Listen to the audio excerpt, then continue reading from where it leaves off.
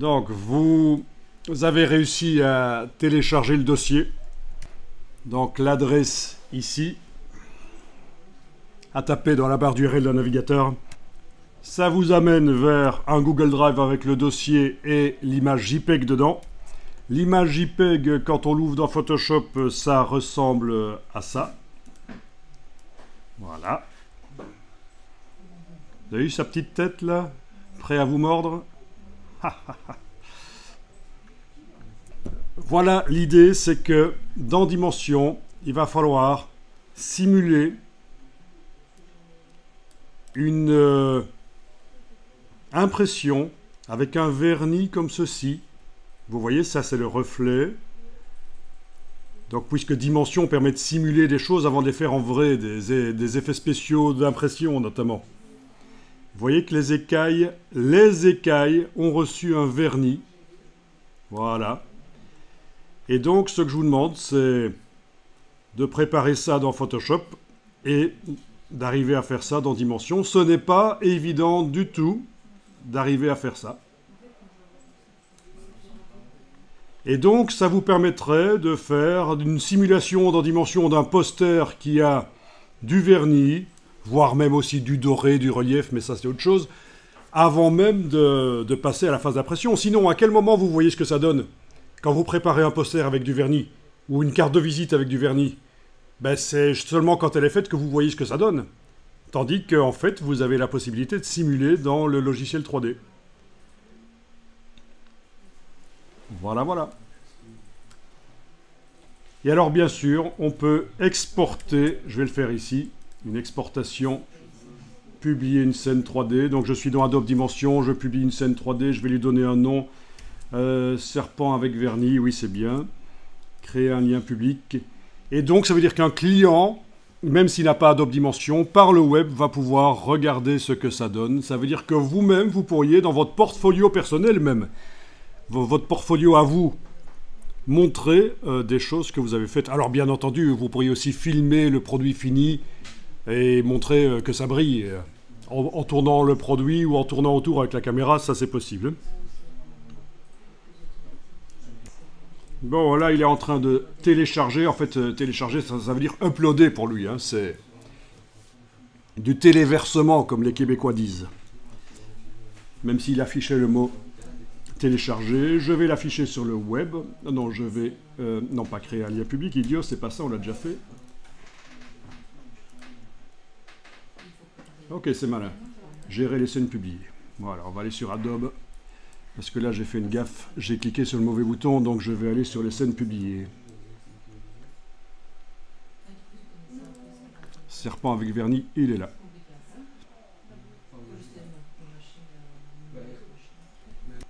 Voilà, et sur le web, vous avez le serpent. Alors, en fait, il était posé sur le sol dans la scène 3D. Donc, au niveau de la manipulation, ici, on est coincé à un certain moment. C'est un peu ennuyeux. Il faudrait plutôt le mettre vertical dans la scène 3D, ce serait mieux.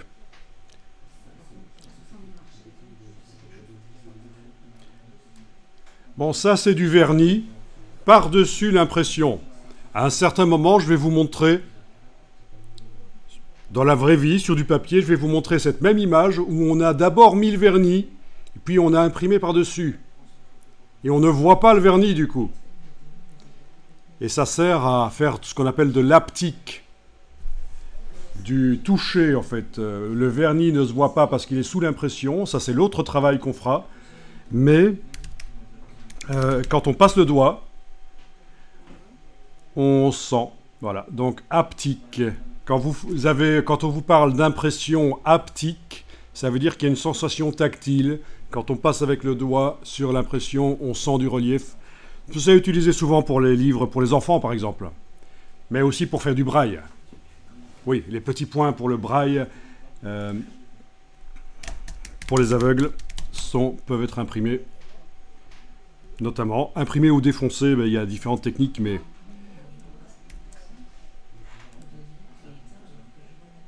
Voilà, vous connaissez tous l'alphabet braille. Vous avez déjà vu ça?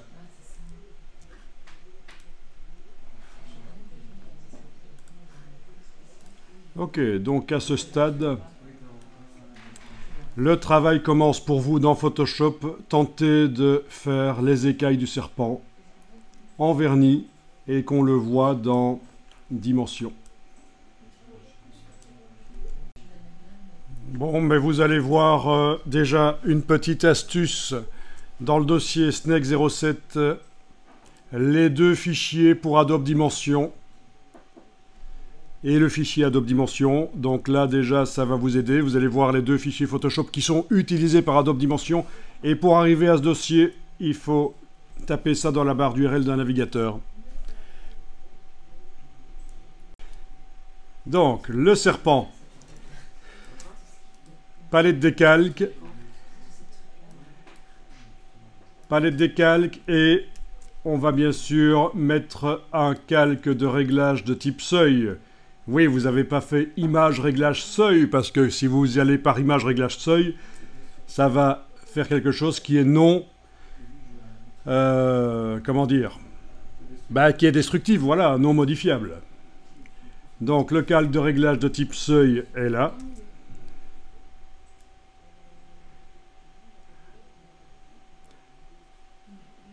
Ok. Alors c'est vrai que dans un premier temps, les écailles ne sont pas noires, elles sont blanches et c'est l'interstice entre les écailles qui est noir. Bon, ben on sait que pour le vernis sélectif, à un certain moment, il faudra faire un négatif. Je vous propose de le faire plus tard. En tout cas, quand vous jouez sur le réglage seuil, vous voyez qu'il est quasiment impossible, vu l'éclairage sur le serpent, d'avoir la totalité du serpent avec ses écailles correctes. Par exemple, si j'essaye d'avoir les écailles correctes sur le haut ici, enfin le milieu et le haut, ben c'est le bas qui devient des pâtés noirs. Et si j'essaye que le bas, les écailles sortent, voilà, comme ça c'est le haut qui devient blanc. Donc il y a un problème de luminosité pour arriver à obtenir ce qu'on veut.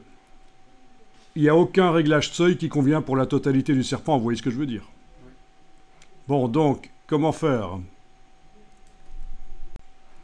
Alors voilà, vous allez faire au-dessus du calque d'arrière-plan, vous activez le calque d'arrière-plan, vous allez faire un calque de réglage qui va servir à moduler les lumières.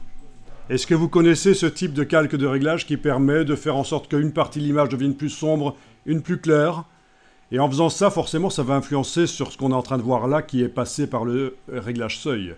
Donc, en modifiant les intensités lumineuses du calque d'arrière-plan, on va influencer le résultat vu à travers le réglage seuil. Et donc, là où c'est trop noir, on va éclaircir. Là où c'est trop clair, on va assombrir. Il faut d'abord trouver pour le seuil une valeur moyenne qui convient à peu près pour tout. Donc, j'ai réactivé le calque de réglage seuil là. Et on doit à peu près trouver une valeur moyenne. Mais après, on va créer ce fameux calque de réglage qui sert à moduler les lumières dans les photos. Vous connaissez. C'est une astuce qui existe depuis une dizaine d'années dans Photoshop, qui n'est pas une fonction qu'on enclenche. C'est un bidouillage, en fait. Si je vous montre ceci, allez, on y va. Vous avez le calque d'arrière-plan enclenché parce que je vais créer un calque qui va aller juste au-dessus. Donc j'active le calque qui sera en dessous. Je vais dans le menu de la palette des calques, demander Nouveau calque. Et dans Nouveau calque, oui, j'aurais pu cliquer sur le signe plus en enfonçant la touche Alt. Ça m'aurait montré aussi cette boîte, et c'est cette boîte qui m'intéresse, les options de calque. Là-dedans, vous allez créer un calque en mode incrustation. Mode incrustation, et vous allez demander qu'il soit d'office rempli de gris neutre à 50%. Et vous faites OK. Et vous avez votre calque rempli de gris neutre. Il est en mode incrustation et il ne change absolument rien à l'image en dessous pour l'instant. Est-ce que quelqu'un a déjà vu ce genre de calque? Non?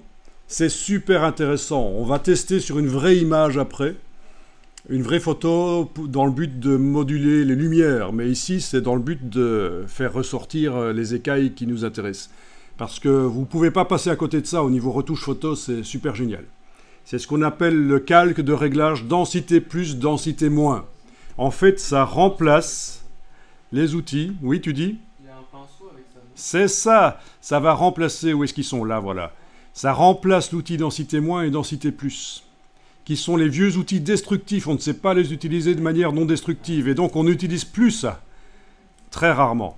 On va plutôt utiliser cette méthode ici. En plus, il ne fonctionne pas très bien. Mais bon, on sait mieux faire avec ceci, cette méthode-ci. Alors, on va enregistrer le fichier au format Photoshop.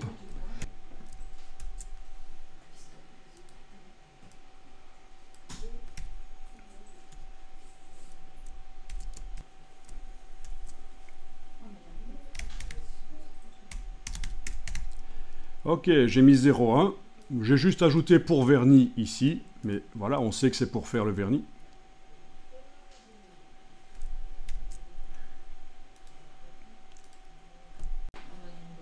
Vous allez chercher dans le menu fenêtre la palette couleurs. Cette palette couleurs peut être agrandie, parce que sinon elle est toute petite comme ça. Peut-être vous la prenez par sa case en bas à droite et vous agrandissez. Il va falloir positionner. Est-ce que déjà vous avez la palette couleurs qui ressemble à ça? Ouais. Cube de teinte, c'est ça l'option ici. Parce que si vous avez autre chose qui est enclenchée là-dedans, vous avez plein d'autres choses, c'est intéressant. Mais ici, c'est cube de teinte. Voilà. Qu'est-ce qu'il y a d'autre comme option? Bon, c'est bon. Cube de teinte juste. Et alors, on va uniquement prendre des couleurs qui sont tout à fait à gauche, autrement dit des gris.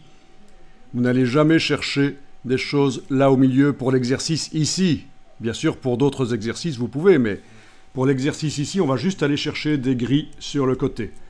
On va activer le pinceau normal de la palette des outils. Donc, avec le pinceau normal, si vous voyez une croix, bien sûr, c'est que verrouillage majuscule, le caps lock est enclenché sur le clavier. Il faut le désenclencher pour voir la taille du pinceau. Pour modifier la taille du pinceau, j'enfonce CTRL-ALT sur le Mac. Les mêmes touches sur le PC, ça marche aussi. Sauf que sur le Mac, c'est le bouton gauche et sur le PC, c'est le bouton droit. J'enfonce, je bouge de gauche à droite, de bas en haut. Il me faut une brush pour bien faire. Voilà. Abord flou. Et vous allez déterminer la dimension. Et alors, c'est simple. Dans ce calque ici, j'ai pas besoin de sélectionner quoi que ce soit, surtout pas. Dans ce calque, si je dessine en gris clair, par exemple ici j'ai pris un gris clair, voilà, vous voyez ce que ça fait? Ça fait ressortir les écailles à cet endroit-là parce que je viens d'amener du gris clair dans le calque. Donc je module les lumières grâce à ça. Si j'utilise du gris foncé, ça va assombrir là où je passe. Donc en fait, j'assombris la photo d'en dessous et le réglage seuil me montre, voilà, uniquement deux niveaux. Voilà, il faut jouer avec ça, il faut chipoter un peu pour arriver à obtenir un résultat intéressant. Donc je vous rappelle que le but, c'est que, n'hésitez pas à faire du CTRL-Z, hein. Le but c'est de faire les écailles finalement.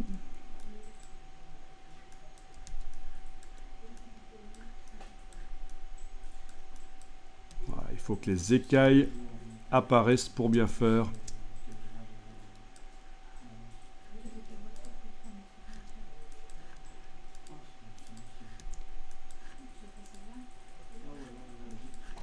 Bon, faut pas être perfectionniste, mais voilà, vous avez l'idée.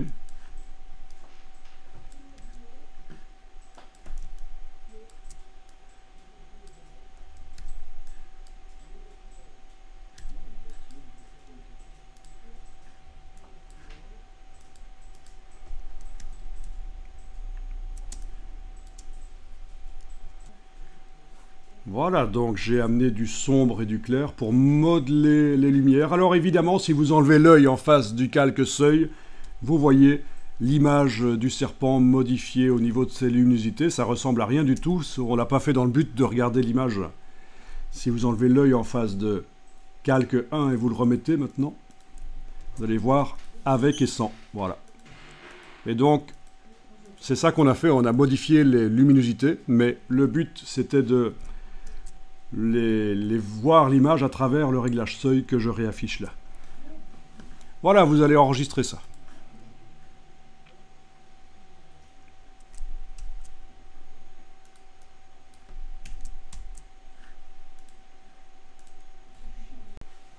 Bon, déjà à ce stade, on pourrait tester et voir ce que ça donne.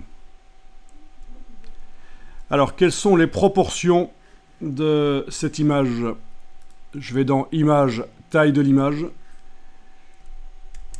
Voilà, j'ai du 39 cm sur 24. Voilà. Si ça ne convient pas, je vais aller décocher rééchantillonnage et mettre la dimension en centimètres qui m'intéresse. Par exemple 20, ou si c'est un poster, allez, 60 cm de largeur sur 37 de hauteur dans ce cas-là. Vous voyez, en ayant décoché le moteur de multiplication ou de division du nombre de pixels, le nombre de pixels dans l'image va rester le même. 3688 sur 2305. Le nombre de pixels reste le même, l'image reste toujours aussi précise. Mais je peux déterminer ici une dimension 60 sur 37,5 par exemple. Voilà. Ok. Allez, je mets à jour l'image. Voilà. Tant que j'y suis, voilà, je ferme l'image et je vais aller réouvrir la version JPEG et faire la même chose sur la version JPEG. Image, taille de l'image et rééchantillonnage décoché. 60 cm de largeur, 37,5 de hauteur. Ok. Fichier enregistré. Voilà. Bon, ce serait peut-être bien d'avoir un peu d'ordre et de mettre les deux images qui nous intéressent ensemble. Je vais indiquer que c'est pour Adobe Dimension. Donc l'image JPEG et l'image avec le vernis. Voilà, celle-là. Et l'image JPEG, celle-là. Voilà. Comme ça, on va s'y retrouver. Pour Adobe Dimension. Alors, je teste ça. Donc, avec un nouveau document Dimension. Ok, alors, vous avez eu le bon réflexe de prendre un plan, oui, pourquoi pas. Plan. Dimension du plan. En largeur, 60. En longueur, 37,5. Donc voilà, c'est les proportions du poster. Voilà, voilà. Alors je vais peut-être le tourner à la verticale avec ceci. Voilà. Rotation 90. J'aurais pu taper directement là.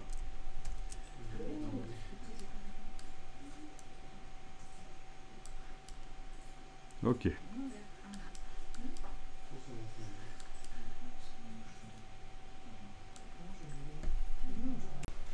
Si vous avez laissé le plan à plat sur le sol, c'est très bien. L'exercice, la démo que je vous ai montré tout à l'heure, c'était le plan qui était posé sur le sol. Mais là, je me suis dit, je vais quand même le mettre vertical. Parce que, voilà. Alors, donc, fichier importer, placer l'image sur le modèle. Sauf que oui, il est grisé, là. Vous avez trouvé comment faire, alors, apparemment? C'est ça, convertir en objet standard avec une option ici, voilà, dans la palette action, convertir en modèle standard. Bien. Donc, fichier, importer, placer l'image sur le modèle. Je vais placer le JPEG. Voilà. Et alors, vous avez trouvé, c'est très bien, que si on le met en fond, chez vous, il déborde pas? Non, moi, Ah, chez moi, il a changé de proportion. Voilà. Le fichier précédent que je vous avais montré, il était en décalcomanie. Mais c'est pas grave, ça marche comme ça en fond aussi. Voilà. Je me suis pas trompé, hein. J'ai bien un plan dont la dimension est de 60 sur 37,5. C'est bien les proportions d'image. Donc voilà, il a fallu que je corrige un peu. Je vais peut-être quand même mettre un éclairage, parce que pour l'instant, je ne vois pas grand-chose. Si, on voit quand on tourne que ça c'est satiné, en fait. Voilà. J'ai mis un éclairage à 3 points, ça va beaucoup mieux, en fait. J'ai ajouté un éclairage à 3 points. On voit beaucoup mieux. Donc, dans éclairage 3 points, ça éclaire la scène et on va quand même pouvoir voir beaucoup mieux ce qu'on fait. Vous avez mis un éclairage à 3 points et on voit mieux l'image, un peu comme on la voyait dans Photoshop avec les mêmes couleurs. Donc, éclairage 3 points. Dans éclairage ici, éclairage 3 points. Ok, à partir de là, on double-clique sur l'objet.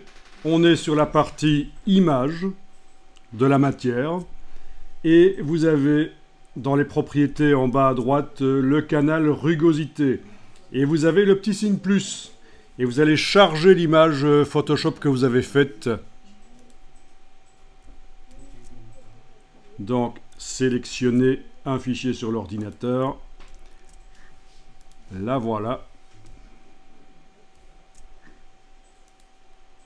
Et voilà. Donc, les parties noires dans l'image font le vernis. Évidemment, pour l'instant, c'est un peu foireux. D'abord, c'est même pas les écailles qui vont être vernis, c'est les interstices. Et en plus, il y a tout un décor où il y a des parties, des feuilles d'arbres qui vont être brillantes, ce qui est complètement foireux. Mais techniquement, vous voyez que ça fonctionne. On a du vernis sur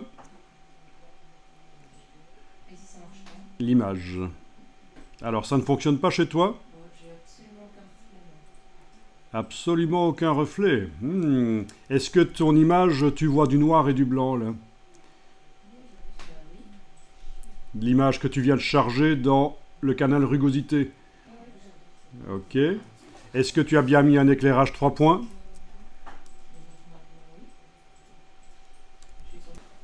Voilà, chez toi, ça ne fonctionnait que d'un côté à cause de l'éclairage. Tu as mis un éclairage 3 points, pourtant. Bon, ben voilà, ça dépend comment l'image est tournée dans la scène. Oui, c'est vrai que de mon côté ici, il faut que vraiment que je la tourne pour aller voir vers le haut de la scène, pour voir les reflets. Tandis que de ce côté-là, sans aller vers le haut comme ça, on voit déjà un peu, enfin même beaucoup le vernis. Bon, ben déjà, on va faire en sorte que ce soit les écailles qui soient brillantes et non pas les interstices. Ça donne un peu l'impression comme si on avait imprimé sur un miroir. Hein. C'est tellement fort comme vernis. Alors, on va retourner dans Photoshop et... ben voilà, vous allez éventuellement mettre au-dessus du calque-seuil un calque de réglage de type inversé. Comme ça, vous avez le négatif. Vous faites fichier enregistré. Votre fichier est donc mis à jour, le fichier qui est dans le dossier pour Adobe Dimension.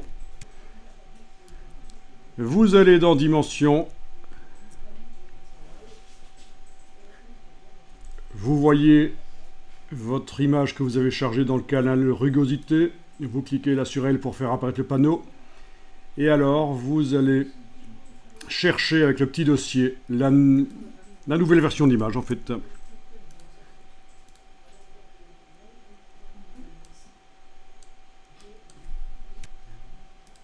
Donc, la nouvelle version d'image. Voilà, on voit que c'est en négatif ici. Et au niveau des reflets, c'est sur les écailles. Voilà, c'est sur les écailles. Et non plus entre les interstices. Et bien sûr, il y a encore des reflets foireux ailleurs que sur le serpent, mais ça va se régler. Ça marche chez vous? Ouais. Super. Je vais enregistrer le fichier dimension ici.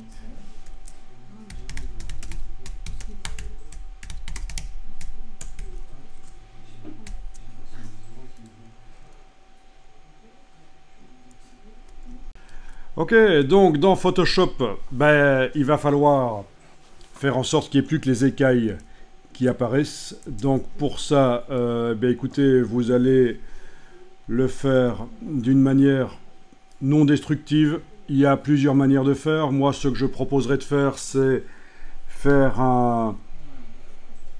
ben, peut-être faire une sélection sur le serpent, parce que ça nous servira après. Une sélection au tracé vectoriel, vous savez faire ça. Donc, je vais le faire ici. Je vais enlever les yeux en face des autres calques que le serpent. Je vais donc prendre la plume. Alors, une petite astuce, quand vous travaillez à la plume, je vous montre, c'est que ça peut être intéressant de mettre par-dessus le calque sur lequel vous travaillez, temporairement, de mettre un calque qui affadit, ou alors, méthode plus rapide, dans la palette des couches, si vous enlevez l'œil en face d'une des couches, par exemple la verte, vos traits vectoriels, là, vous allez les voir beaucoup mieux, en fait. Donc, les deux solutions existent. Et ou si j'enlève en face de la rouge, voilà. Donc, l'image devient monochromatique et on va voir beaucoup mieux les vecteurs qu'on va mettre par-dessus. Sinon, je vous montre l'autre méthode qui consiste à affadir. C'est très simple. C'est une autre méthode quand on fait des tracés vectoriels. Donc, menu de la palette, non, je vais aller mettre directement ici un calque de type niveau. Voilà, calque de type niveau. Et je vais affadir avec l'indicateur noir ici en bas. Je redéfinis l'intensité des parties les plus sombres de la photo d'en dessous, temporairement. Et je joue aussi avec le curseur de l'intensité des gris, là. L'intensité moyenne. Donc avec ces deux curseurs-là, et en fonction de l'image, vous arrivez à faire un effet de feuille de calque par-dessus la photo. Ça peut être bien. Après, on l'enlèvera.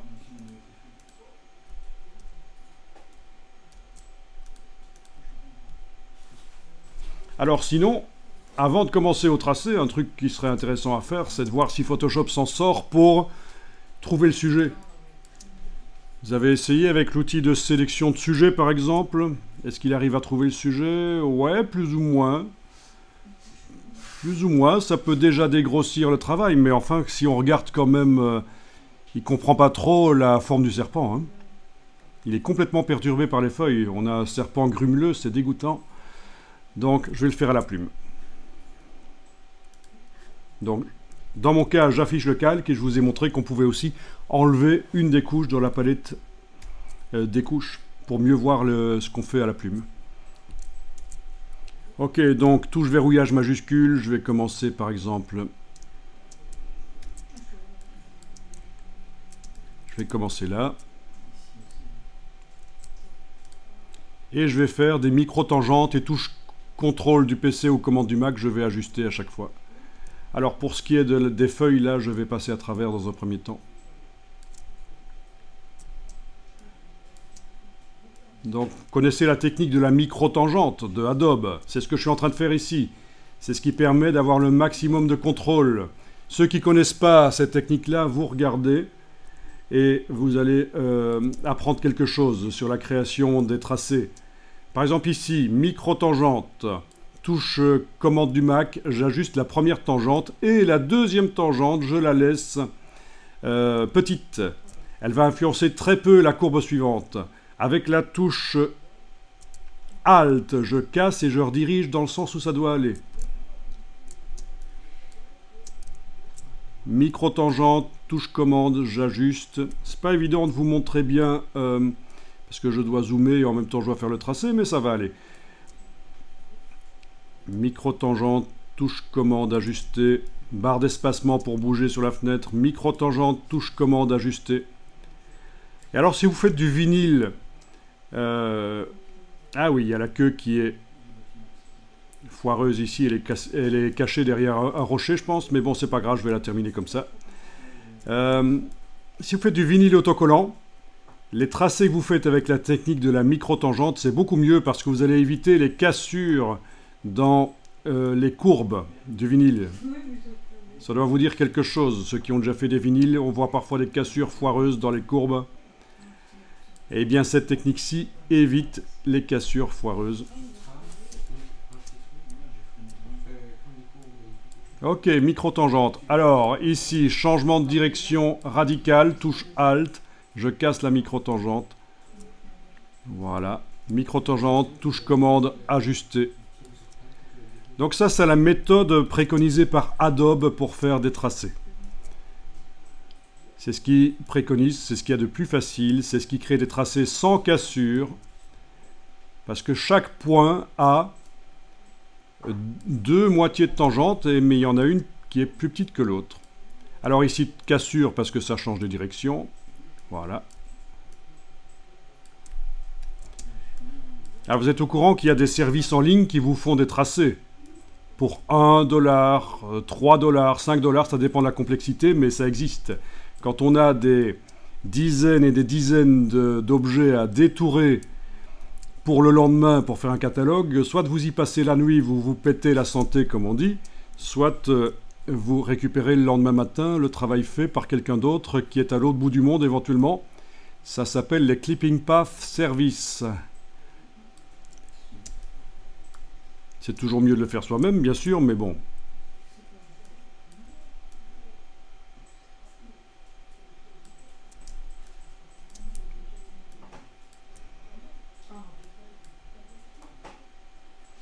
Pas toujours évident de voir où est vraiment le serpent, où sont les feuilles, mais bon, on va y arriver. Voilà. Et alors, il y a des trous.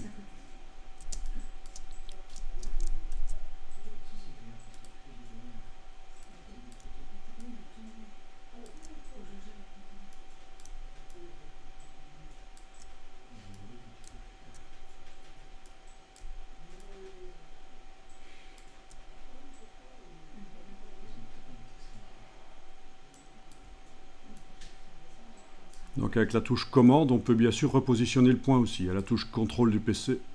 Mais bon, ça, normalement, vous maîtrisez à fond ce genre de choses. Est-ce que vous connaissiez cette technique de la micro-tangente? Non? Jamais vu? Ah, ben voilà, c'est fait. Il y a une autre technique qui est connue dans les agences de pub qui consiste à supprimer une moitié de tangente avec la touche Alt. C'est peut-être celle-là que vous faites. Ça, c'est pas très bon.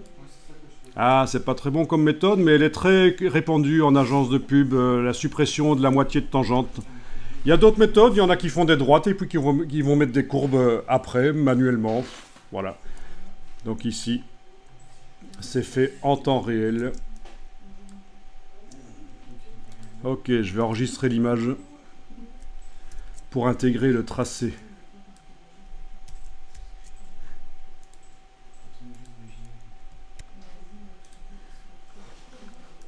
Puisque je dois supprimer donc plein de tâches qui sont en dehors du serpent, c'était une bonne méthode de faire la sélection du serpent, d'autant plus qu'après, ça va nous servir d'avoir cette sélection du serpent.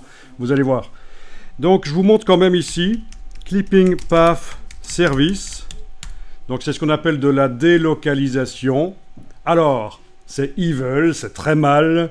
Ça, je ne juge pas. Moi, je vous informe que ça existe. Après, est-ce que ça vaut la peine de l'utiliser ou pas, c'est vous qui voyez. Donc, si vous tapez Clipping Path Service, vous avez plein de boîtes qui... Et là, je prends les premières qui arrivent, juste pour voir un peu ce qu'ils proposent, qui vous proposent d'envoyer vos fichiers, ils vous font des détourages. Donc, si vous n'avez pas le temps pour le faire, si vous n'avez pas quelqu'un qui a les compétences pour le faire, ça peut être intéressant. Voilà. 25 centimes, c'est ça, par image, ça c'est le prix de départ. Et bien sûr, pour des vélos, des choses comme ça, c'est un peu plus complexe, hein, c'est des sales bêtes, c'est le vélo. Pour des bonnets, ça c'est aussi un truc foireux à faire. Ah oui, ça vous fait aussi parfois des couches alpha, ça s'appelle Clipping Path Service. Enfin, celui-là, c'est ce nom-là, mais c'est sous le terme général des services de tracé de détourage.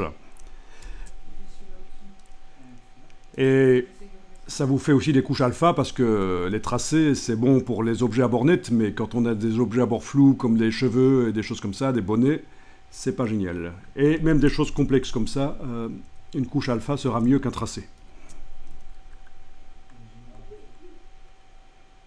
Voilà, vous voyez les cheveux là, voilà.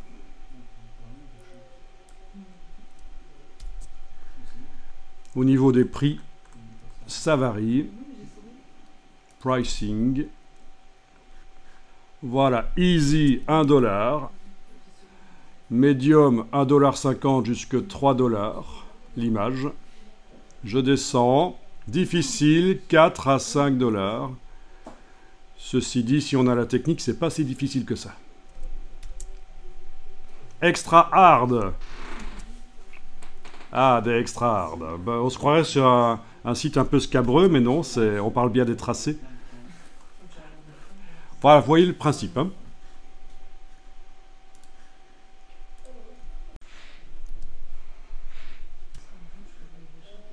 Vous avez fait votre tracé, pas de problème. Je réaffiche les calques qui transformaient en...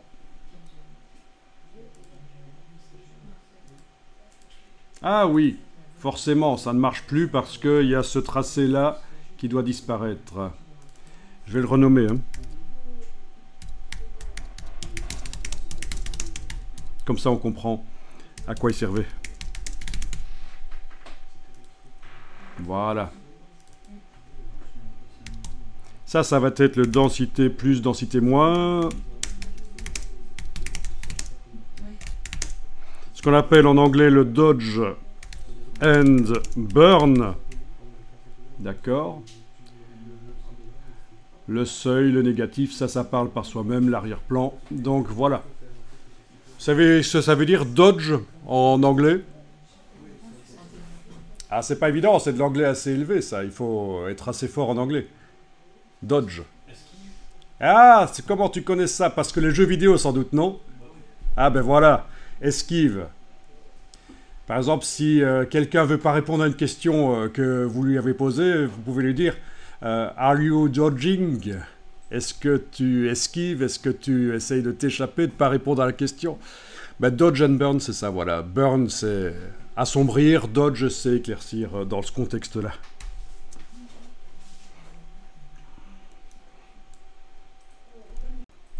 Bon, alors il y a différentes manières de faire que autour du serpent ce soit blanc. Je vais faire une méthode ici. Hein. C'est typique de Photoshop, c'est un logiciel tellement souple, on peut l'utiliser de plein de manières différentes. C'est pas un logiciel à recettes où on applique des recettes nécessairement. Donc je vais ici créer un calque vide au-dessus de tout. Je vais générer une sélection au départ du tracé, donc dans la palette des tracés. Je trouve mon tracé que je viens de faire. C'est un tracé de travail, ça veut dire qu'il est temporaire. Si je recommence quelque chose à la plume, il disparaît de la palette des tracés. Donc je vais le rendre permanent en prenant la vignette et en l'amenant sur le signe plus. Il s'appelle maintenant tracé 1. Voilà, ça c'est une très bonne chose. Et de toute façon, ce que je voulais faire ici, je vais juste agrandir un peu les vignettes parce qu'on ne les voit pas très bien, les tracés, voilà. Ce que je voulais faire, c'est générer une sélection au départ du tracé. Touche commande du Mac, contrôle du PC, je clique sur le tracé, une sélection en pointillé arrive, vous la voyez?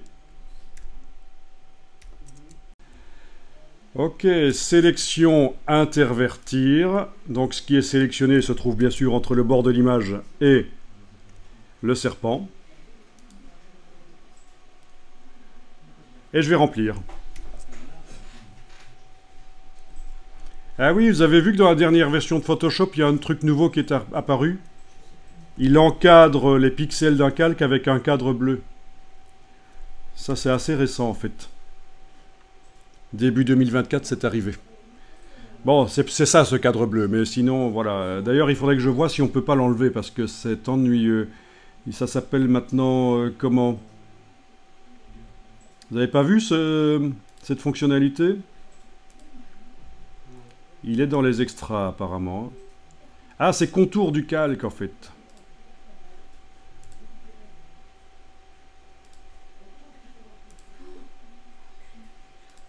Ok, mais j'arrive pas à le désactiver. Tant pis.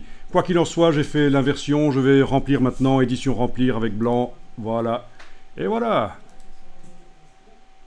Sélection désélectionnée. Voilà.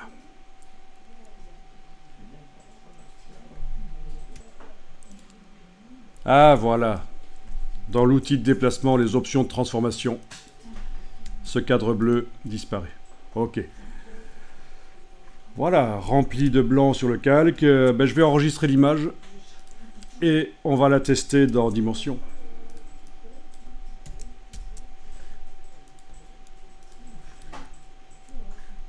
Donc, en ayant double-cliqué sur le plan, oui, partie image, on va charger ici la rugosité. Aller chercher le bon fichier.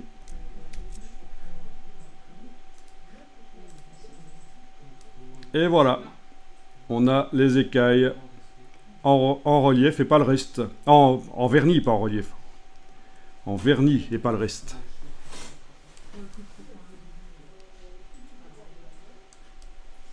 Donc c'est exactement ce qu'on cherchait. Enfin non, c'est pas exactement, parce qu'il y a encore des feuilles qui passent par-dessus le serpent qui ne doivent pas être vernies.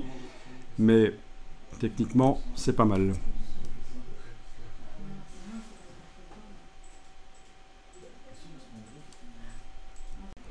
Bon, de retour dans Photoshop, vite fait, je vais aller créer un nouveau calque et dessiner en blanc dessus au pinceau pour corriger les problèmes des feuilles, etc., qui n'ont rien à voir avec le serpent. En blanc. Voilà.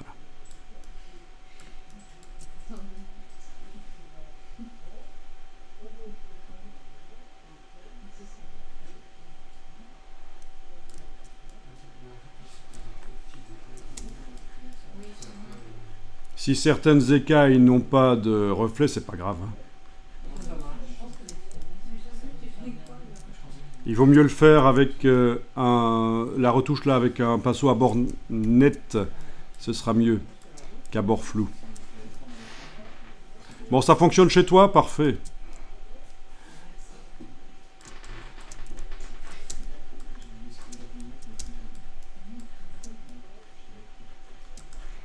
Alors, il y a certainement d'autres manières de faire ça. En voilà une, quoi.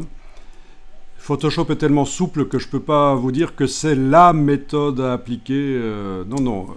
Si vous connaissez bien le logiciel, vous allez pouvoir vous en sortir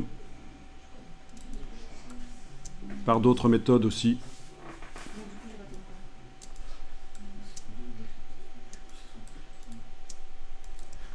OK. Fichier enregistré et dans Dimension, je dois réindiquer, parce que c'est pas automatique la mise à jour, je dois réindiquer où se trouve la version. Voilà. Et là, ça marche. À l'endroit des feuilles, il n'y a plus de vernis, c'est seulement sur les écailles. Ah, il est à l'envers, tiens, c'est parce que je regarde... Ok, je vois. J'aurais intérêt à tourner l'image. Voilà. Là, il est à l'endroit. OK. Et dans la lumière.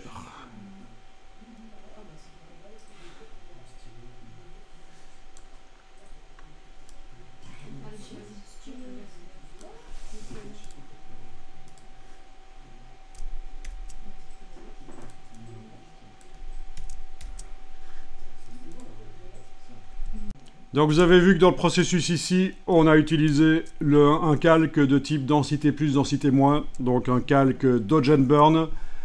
On va ici faire le test, et je ferme l'image dans Photoshop, sur une vraie image. À quoi ça peut servir un tel calque pour retoucher une vraie image? Donc vous allez taper par exemple Garden dans Bing. Vous allez dans la partie image de Bing. Vous allez filtrer éventuellement, mais ce n'est pas obligatoire pour vous, mais moi je vais filtrer par domaine public. Et en fait, vous allez trouver une image. Alors, on va quand même demander taille d'image minimum 1000 sur 1000. OK. Donc, je répète Garden avec la partie image de Google, avec les filtres enclenchés. quoi comme filtre. Vous filtrez comme vous voulez, ou pas d'ailleurs, et vous demandez des images d'au moins 1000 pixels sur 1000. Et alors vous allez chercher une image qui va nous servir pour faire un test rapidement.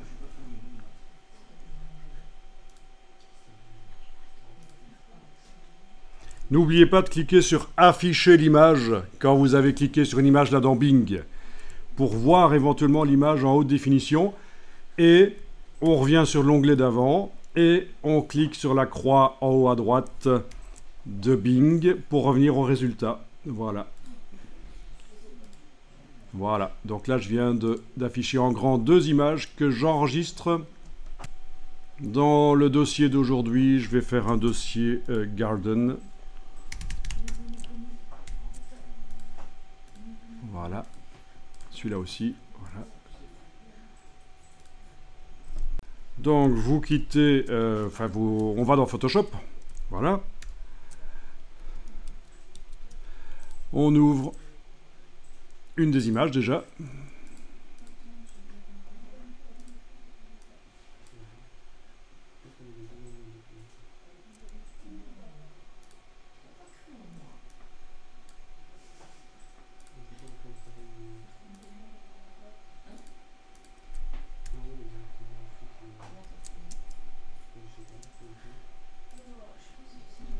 Touche F pour passer plein écran. Donc, ce genre d'image, c'est sympa, mais ça manque de relief. C'est un peu plat, malgré que le sujet, lui, a du relief. Mais l'image, voilà, on pourrait peut-être tester de modeler la luminosité. Alors, je vous ai fait prendre des images de jardin. Après, on pourra tester sur des portraits de famille, par exemple. Ça marche très bien aussi. Donc, tant qu'à faire, on va directement faire un script parce qu'on ne va pas à chaque fois... attendez un peu. Ouais, non, ça va... Oui, faisons un script quand même parce qu'il y a quand même quelques petites manipulations qu'on peut éviter si on doit faire souvent ça. Donc, menu fenêtre, action. Menu fenêtre, action. Dans Photoshop, vous allez faire un dossier dans lequel vous allez mettre le script. Vous cliquez sur créer un ensemble. Voilà. Je vais lui donner un nom au dossier. Et dans ce dossier, on va créer un script en cliquant sur le signe plus. Donc les scripts, ça se met dans des dossiers. Donc voilà, c'est pour ça que j'ai d'abord créé un dossier de script. Voilà, le dossier de script est sélectionné. Je clique sur le signe plus ici et je vais appeler ça créer calque dodge and burn, par exemple. Utilisons le terme anglais. Voilà. Dès que vous cliquez sur enregistrer, ça enregistre tout ce que vous faites, y compris si vous avez plusieurs images ouvertes dans Photoshop et que vous passez d'une à l'autre, ça va l'enregistrer. Donc faites pas n'importe quoi. C'est en train d'enregistrer, le bouton rouge là indique qu'on enregistre. Dans la palette des calques, vous allez faire ceci. Vous allez demander de faire un nouveau calque. Donc menu de la palette des calques, nouveau calque. Vous allez l'appeler Dodge and Burn. Vous allez choisir le mode incrustation et cocher couleur neutre pour le mode incrustation. OK. Le voilà. À partir de là, on arrête l'enregistrement du script. Et la fois suivante, quand on devra faire la même chose, il suffira de sélectionner ceci et d'appuyer sur le bouton de lecture. Je pourrais même mettre un raccourci clavier pour l'enclencher, mais je ne vais pas le faire ici. Donc ça, la palette action, je mets de côté, ce sera pour l'image suivante. Alors, il vous faut la palette couleur, menu fenêtre, couleur. Il vous faut le pinceau normal, bien sûr effet mode de fusion normal, opacité 100%, c'est bon. CTRL ALT sur le clavier du Mac, clic gauche de la souris, je bouge de gauche à droite et de haut en bas, il me faut, pour faire des choses qui s'intègrent bien, une brosse à bord flou. Sur le PC, ce sera donc CTRL ALT et le clic droit. Je sélectionne dans la gauche de la palette couleurs un gris plutôt clair. Ah, je vais même zoomer en arrière et prendre un gros pinceau et je passe sur le dessus. Vous voyez ce qui se passe? Je mets un coup de lumière sur le dessus. Et dans le coin. Et dans le coin là aussi. Voilà. Je vais réduire le pinceau. Mettre quelques petits coups de lumière par-ci par-là. Voilà. Principalement là, éventuellement, où il y a des choses en relief. Ah tiens, là, pour déboucher un peu, peut-être. Peut-être encore plus clair, hein, peut-être. Voilà. Donc voilà, vous devez vraiment modeler. Donc si vous prenez un gris foncé, ça fonce, évidemment. Et vous pouvez faire un effet de vignettage dans ce cas-là. Si vous, avec le foncé, vous entourez complètement l'image comme ça. Vous avez la lumière seulement au centre. Voilà.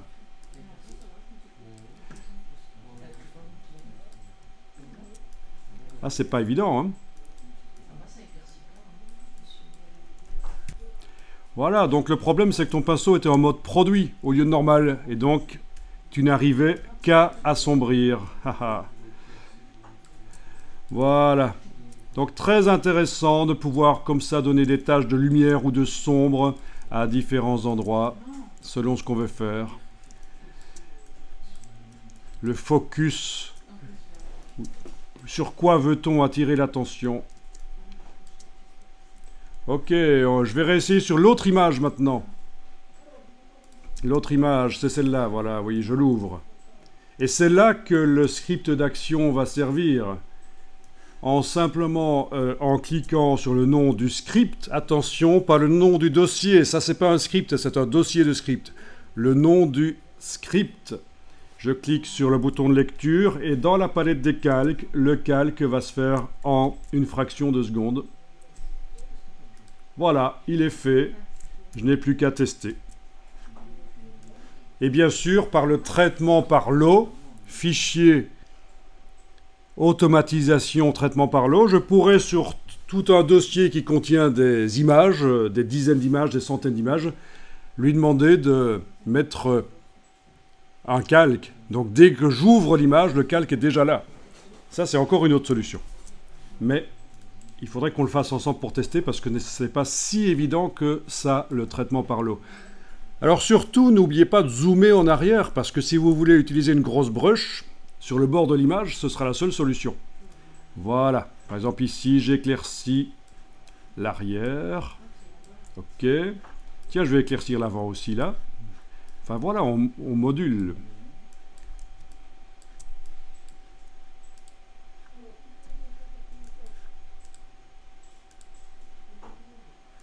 Tiens, si j'assombrissais l'arrière. Ah ouais. Sauf l'arbre, là.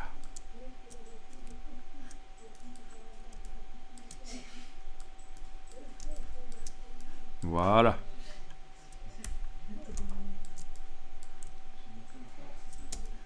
C'est génial, ça, non? Ça me paraît génial pour retoucher des photos, c'est absolument dingue, quoi.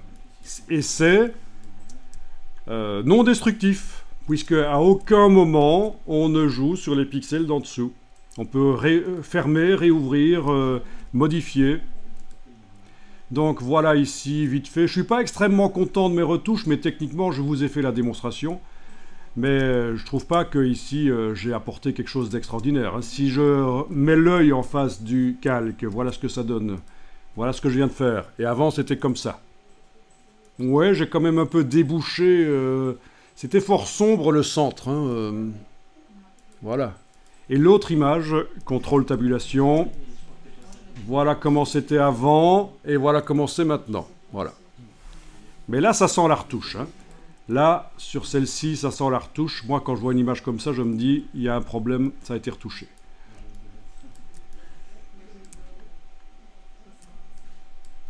Voilà. Peut-être un peu moins là. En fait, j'ai inversé les lumières. Vous voyez, là, le coup de lumière, il est surtout sur l'arrière-plan du jardin. Alors qu'avec ce que j'ai fait, c'est surtout sur le jardin maintenant. Donc voilà, ça peut aider. Ok. Si vous jugez que c'est trop fort, il suffit de diminuer l'opacité du calque et ça va diminuer la force de ce que vous avez fait. Sur l'autre image, si je diminue l'opacité du calque, c'est le même réglage, mais moins fort. Et ça fonctionne pour tous les réglages quasiment. Quand on trouve que le réglage qu'on a fait est trop fort, on peut diminuer sa force avec son opacité. Et souvent, la vérité, le réglage idéal se situe entre ce que vous avez fait et comment c'était avant. Voilà, je vais enregistrer les images dans le dossier pour les archives. Format Photoshop, bien sûr.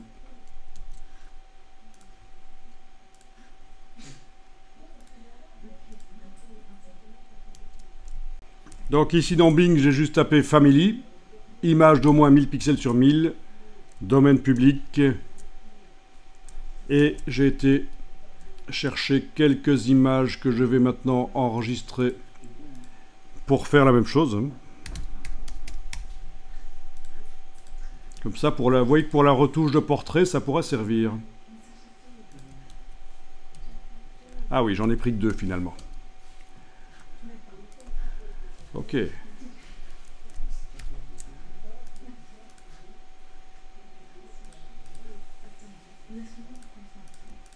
Voilà.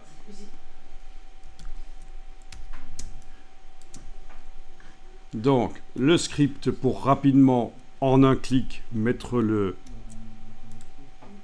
calque.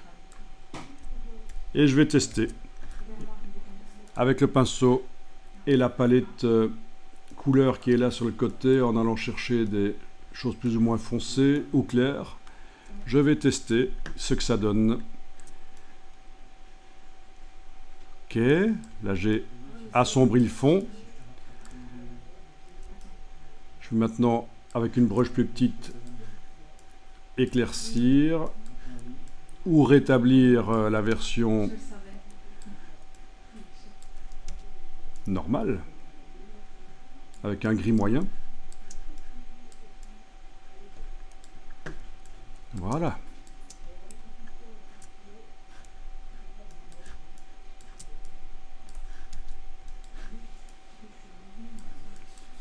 Bon, c'est assez radical ce que j'ai fait là, l'assombrissement du fond.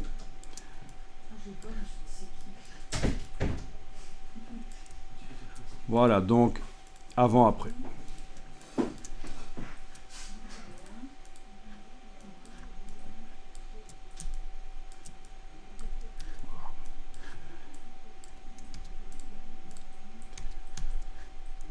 C'est pas toujours évident.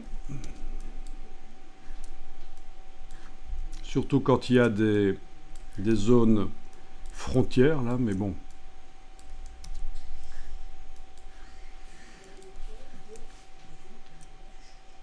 Voilà. Après, rien n'empêche d'en refaire un et de tester autre chose.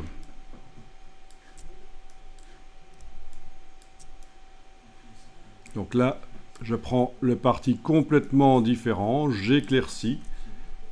Donc mon premier calque Dodge & Burn n'est plus affiché. Je travaille sur le nouveau. Je teste.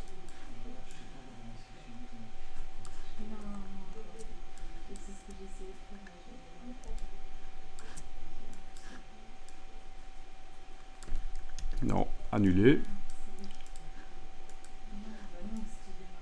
Voilà, et donc voilà l'avant et après.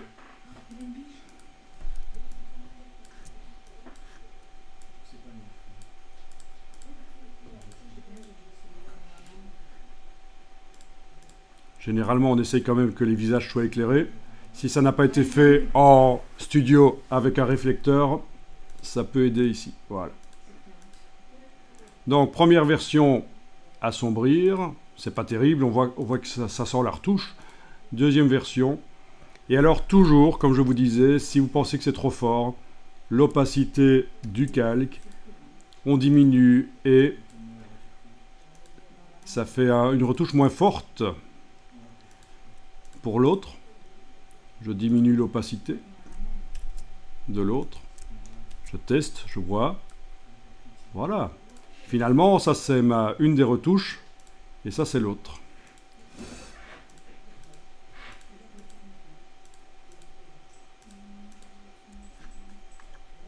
Ok, donc c'est pas les seules retouches qu'on fait sur les portraits, c'est juste la luminosité locale ici.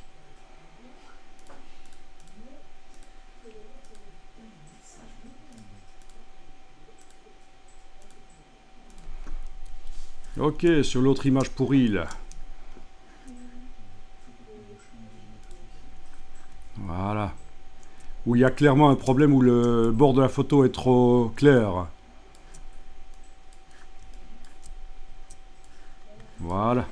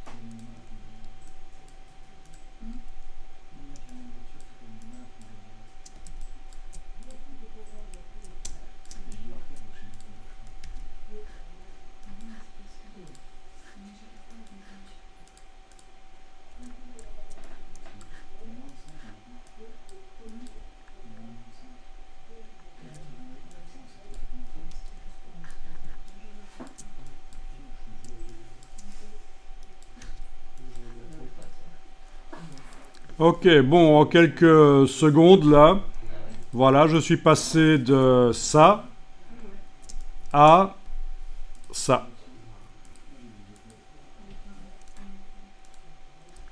Donc si je zoome un peu, ça c'est avant, ça c'est après. Ah oui, au niveau du visage là, c'est pas terrible, il y a une erreur. Voilà. Ok, peut-être assombrir un peu le tout. Ok. Ouais, donc vous voyez, j'ai vite fait la retouche. Et si je juge que c'est trop fort, parce que souvent on a tendance à faire des choses pas assez subtiles, on diminue l'opacité. Et si je vais à 0% d'opacité, évidemment, je ne vois aucun effet du calque Dodge & Burn. Et si je suis plus haut, à un certain moment, je trouve ici par exemple 66%, ça me donne le bon résultat. Voilà. C'est souvent l'erreur. Quand vous faites des retouches de portraits notamment, ça a l'air irréel parce que cette phase de diminution de l'effet, on l'oublie. On est tellement content du travail qu'on a fait qu'on n'a pas envie de diminuer, de le rendre plus discret. Mais en fait, c'est justement ça le secret d'une bonne retouche. La bonne retouche se situe finalement entre la retouche que vous avez faite et le mélange avec l'original.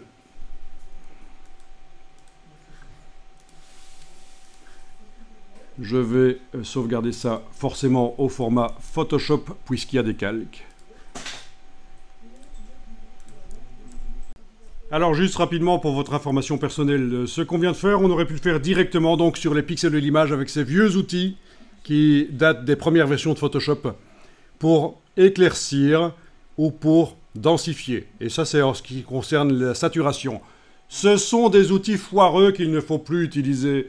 Sauf peut-être sur des couches alpha, des choses comme ça, mais sur des photos en couleur, n'utilisez plus ça, c'est pourri. Comment ça fonctionnait? Par exemple, celui-ci qui sert à éclaircir. On choisit si on travaille sur les tons moyens, les tons foncés, les tons clairs, et le degré d'exposition. Voilà. Je ne vais pas le faire ici sur l'image parce qu'il y a déjà des calques, mais vous voyez le principe. Ceci dit, ce qui peut être intéressant, c'est de se rendre compte que dans Photoshop, il y a des choses que vous ne comprenez pas parfois, et qui en fait sont juste des outils traditionnels qui ont été transposés, montrés. Est-ce que cette sucette, par exemple, vous voyez à quoi ça correspond? C'est quoi? Pourquoi il y a une sucette Et pourquoi il y a un doigt qui fait ce signe bizarre? Est-ce que c'est une insulte ou quoi? On ne sait pas. À votre avis, il faut riposter? Non. En fait, c'est pas une sucette. C'est un disque en carton au bout d'un bâton. Alors, je vous montre le principe. Ce sont des vieux outils de labo photo. Ici, dans Wikipédia, j'ai juste tapé Dodge-Burn Wikipédia. Donc, je veux dire, dans Bing, j'ai tapé Dodge-Burn Wikipédia et je vais aller dans Wikipédia voir un peu le dodging et le burning. Et vous avez les deux exemples ici, c'est pas mal. Voilà, on vous montre le Darkroom Burn. C'est-à-dire que pendant que vous projetez le négatif sur le papier photographique en labo photo traditionnel, analogique, vous avez la possibilité de mettre un carton troué et de faire en sorte qu'une partie de la photo reçoive plus de lumière. Comme on travaille en négatif, ça va assombrir au final. Vous voyez la logique? Alors ça, le carton troué, c'est l'équivalent de la main qui fait une espèce de trou qu'on a vu dans Photoshop. Et ici, vous avez les fameux disques au bout de petites tiges qui empêchent que la lumière arrive trop à certains endroits du papier quand on projette le négatif sur le papier. Et donc, moins de lumière, ça va faire plus clair. C'est contre-intuitif, mais c'est comme ça parce qu'on travaille avec un négatif. Donc voilà l'explication de l'origine de ces outils Photoshop. Dodge and Burn. Donc ici, on a le vernis qui a été mis seulement sur les écailles, vite fait. Ben, l'effet est quand même intéressant. Franchement, c'est beaucoup plus intéressant les vernis quand on les met par petites touches comme ça. Parce que quand vous avez des grands aplats sur des parties d'une image, c'est moins intéressant. C'est comme si on avait mis un autocollant sur une partie de l'image, on l'avait découpé. C'est un peu moche finalement. Par contre, les vernis texturés comme ceci, en quelque sorte, hein, c'est intéressant. Alors, je vous montre ceci. Là, à la place de l'image du serpent, j'ai chargé une image noire, en fait, que j'ai faite dans Photoshop. Elle est là. Voilà, noire. C'est juste une image, un A4 rempli de noir.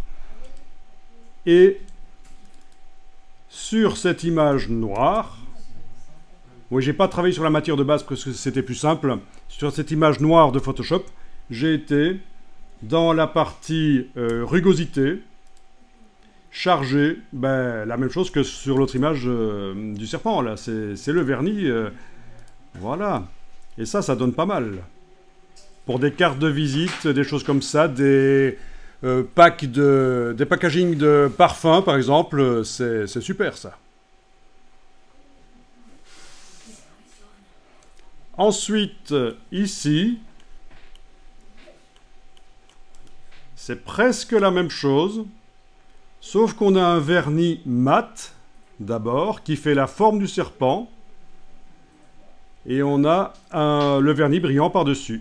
Et donc, c'est encore plus sympa. Et comment est-ce que j'ai fait ça? Ben, c'est tout simple. Dans Photoshop, au-dessus de ce qu'on avait fait tout à l'heure, j'ai été créer un calque et j'ai rempli toute la sélection que j'ai générée par tracé ici. Touche CTRL PC commande du Mac, cliquez là-dessus. Voilà, et j'ai rempli par du noir. Là, je viens de désélectionner. Et l'opacité du calque, je l'ai mise à moins de 100%. Sinon, ça aurait fait du vernis comme l'autre.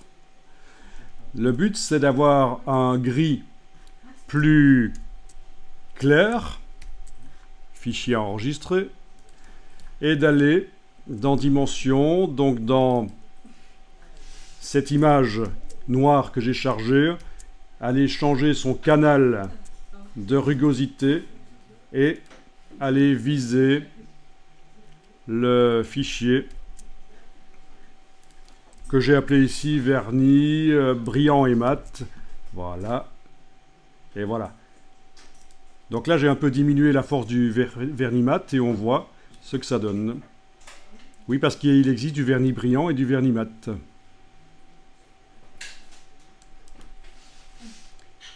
Donc on n'imprime pas du tout en encre, cyan, magenta, jaune, noir, et rien qu'avec 2 vernis, on arrive à faire des images. C'est très sympa, je ne sais pas ce que vous en pensez, mais c'est tout de suite un peu plus classieux, surtout sur du noir en plus, non? Ça vous botte, ce genre de choses? Et vous voyez que Dimension peut simuler, sinon vous ne voyez pas. Avec quel logiciel vous allez voir ce que vous êtes en train de faire dans Photoshop, Illustrator, InDesign au niveau des vernis? À part dans Dimension, vous ne le voyez pas, quoi. Ça, si vous l'enregistrez, on va aussi la faire alors, si on l'exporte à notre client. Ah oui, si on exporte ici, tu veux dire en haut à gauche, créer un lien public. Oui, oui, parce qu'il y a un éclairage. Les éclairages d'origine ici vont être recréés dans le lien public. C'est ça qui est intéressant. En plus, on peut montrer au client. On peut le montrer en situation aussi. Hein, si je pourrais faire dans Dimension un mur de briques ou scanner un environnement avec Luma Capture et plaquer le poster en grand sur un mur. Et voilà. Ça, ce serait un truc à faire.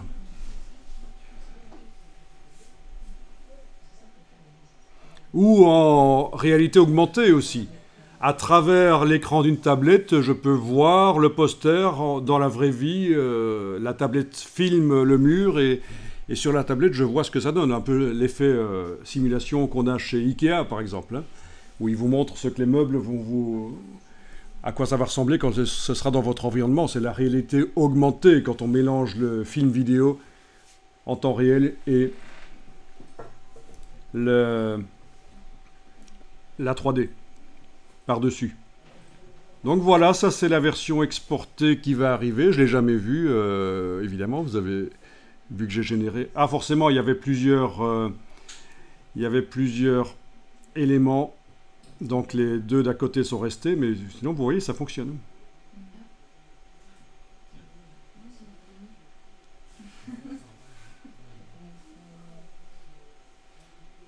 Est-ce qu'on s'est bougé? Oui, non, on ne s'est pas bougé. Si, on s'est bougé avec le bouton droit. Ok, et la roulette. Voilà, bouton droit ici. En fait, tout est inversé quasiment. Bouton droit pour voyager dans la scène. Bouton gauche pour tourner comme ça. Roulette pour zoomer. Voilà, ça devient déjà un peu compliqué pour certains clients. Je ne vais pas être méchant, mais voilà. Il faudra envoyer quelqu'un pour faire la démo. Ah, quel dommage. Ok. Non, il vaut mieux que les 3 soient dans 3 fenêtres différentes. Là, c'est une erreur que j'ai oublié d'enlever l'œil en face des 2 autres quand j'ai exporté.